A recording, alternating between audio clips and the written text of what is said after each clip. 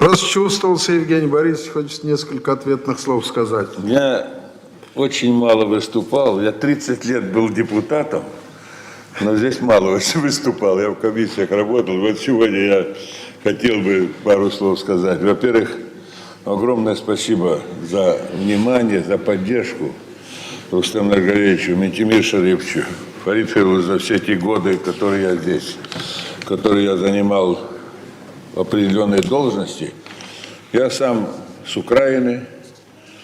Вот, 61 год я здесь. Сейчас я уже не знаю, кто я. У меня мама украинка, отец русский. И вот я все эти годы был министром этого обслуживания. Наше министерство модели демонстрировало и в Париже, и в Австрии, и везде.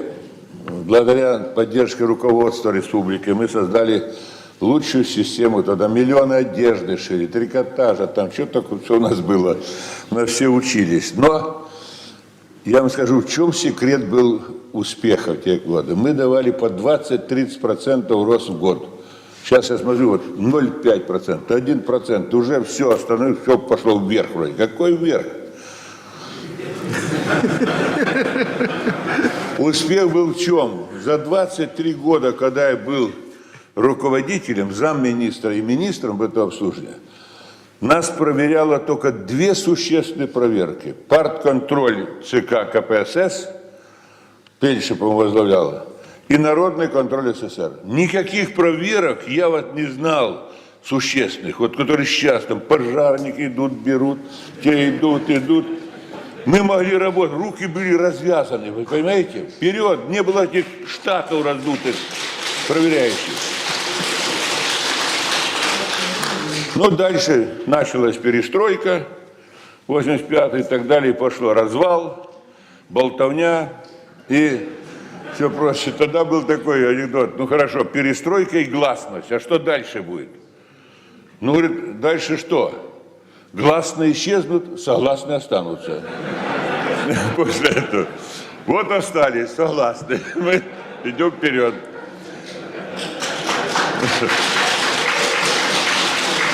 Я хотел бы сказать отношение, вот как русский, вот я иногда в прессе был, особенно в те годы, которые у нас бурлило и суверенитеты, там, отделиться от России и так далее. Вот мне, как русскому, вот запомнился один такой факт. Чуть похвалюсь даже. Вот здесь я был депутат, может, России уже был депутат в это время, я не помню, 90-й, там, 89-й. Там. Вот. Толпа встречает с повязками зелеными. Там. Кричат на нас, на депутатов, кто идет.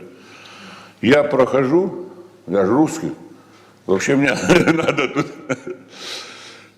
депутат. Один выходит, говорит, это, говорит, Богачев. Он наш человек. У него 40 тысяч работающих в бытовом обслуживании. Моя жена, говорит, дочь, ее работают все. Все замолчали. Вы представляете, как было мне приятно? Какое отношение к русским я вот в Татарстане все 60 этих лет ощущал. Я избирался не по партийным спискам все эти годы. Я был с конкурентами. В России я избирался 5 наших районов, где в основном татарское население. Там Мар, Сабы, Балтаси, Воротгодыч. Вначале не поддерживал, потом поддержал уже и так далее. Куквар и прочее. Помните, вы потом отмечали, Рустам Андреевич, как это? Вы в Арске были тогда. Банкет был. Будь здоров. Сейчас же нельзя уже ни банкетов, ни собираться, ничего. И вот это мне сказали заранее, 5 конкурентов. Это чисто татарские районы, ты не пройдешь. Ерунда все. Меня поддерживали и татарские, и русские, я не знаю, я прошел там.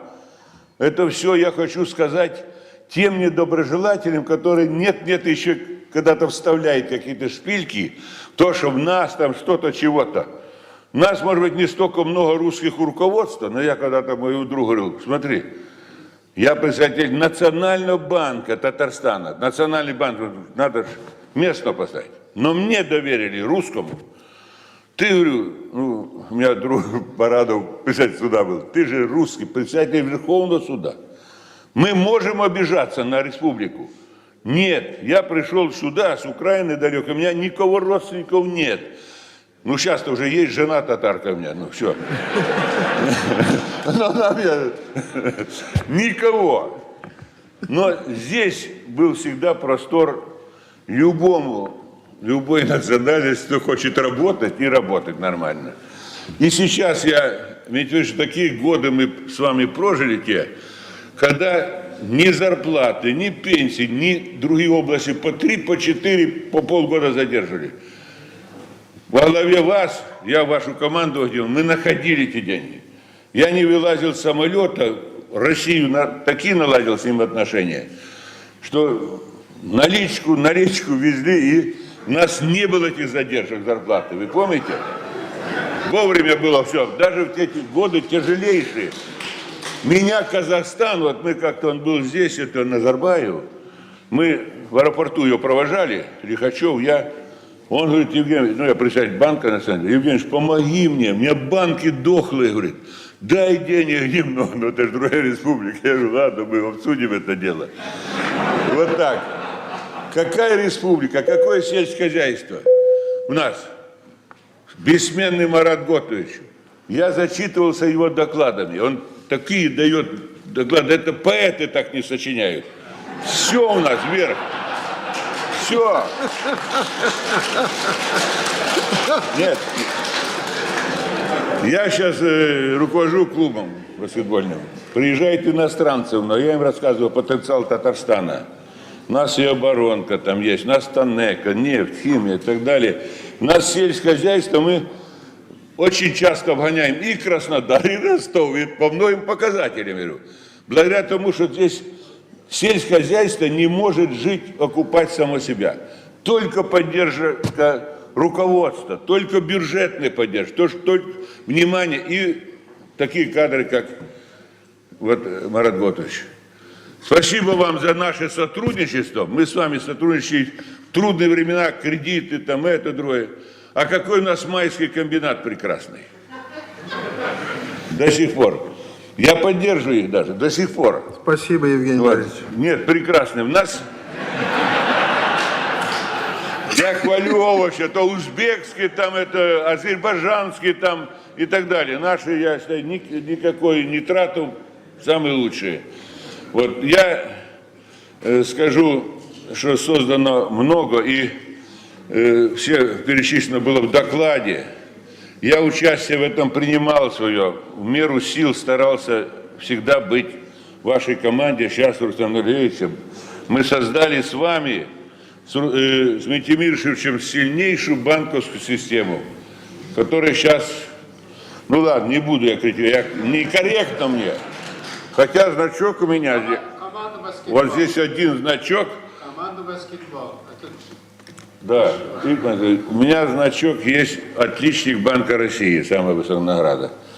Но я радовался и позвонил Митимиру Шевчевичу, говорю, в те грустные времена, что Россия просит в Америке кредит 500 миллионов долларов, не миллиарды, тогда была нищета. Банки наши сегодня дали кредитные ресурсы $1 миллиард. Мы достигли, давным-давно было. Мы достигли, но мы молчали это. У нас 25 самостоятельных банков было.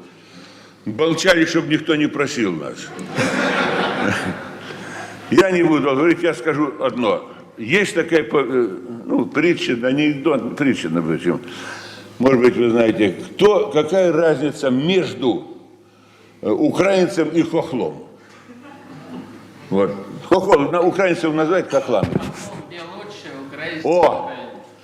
Украинец живет на Украине, а хохол где лучше.